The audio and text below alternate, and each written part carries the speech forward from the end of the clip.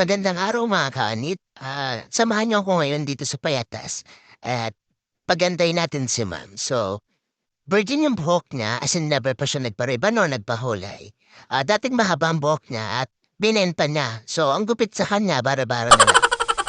Sa part naman na yan, nilalagyan ko na siya ng straightening. Yung number 1, yung nakalagay sa rebonding set. So, sinasabi ko nga rin sa mga customer ko na kapag nakaramdam sila ng gate, update, sabihin agad nila sa akin kasi pwedeng masunog yung buhok nila.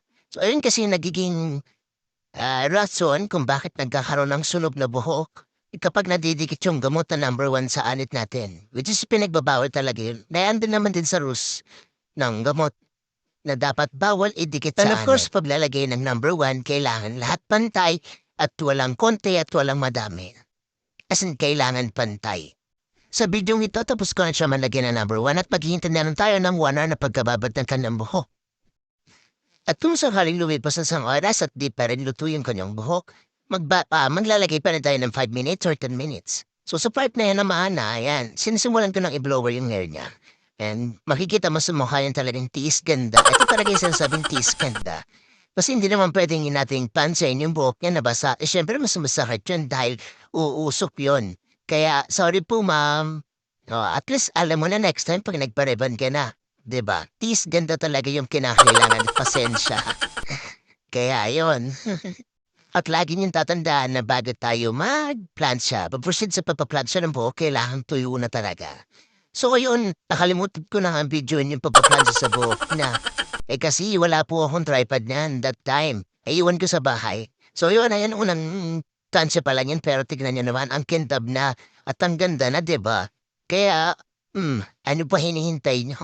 Ipihim nyo na ako para naman kayo na susunod.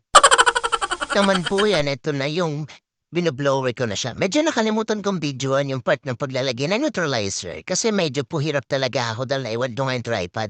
So sa part na to, ito na yung last na pagpaplansya ng buhok na kailangan natin ang daanan ng konti para at least naman kahit paano maganda pa rin yung bagsak ng buhok niya. Siyempre, yung magiging resulta ng ating riban sa buhok ni ma'am.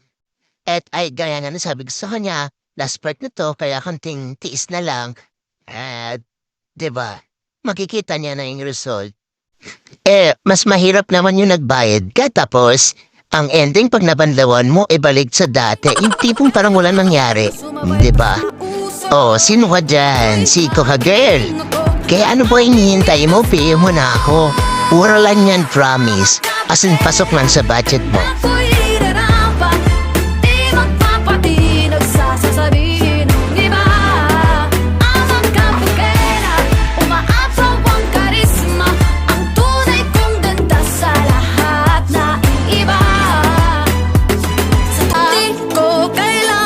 Sumabay pa sa uso, ako'y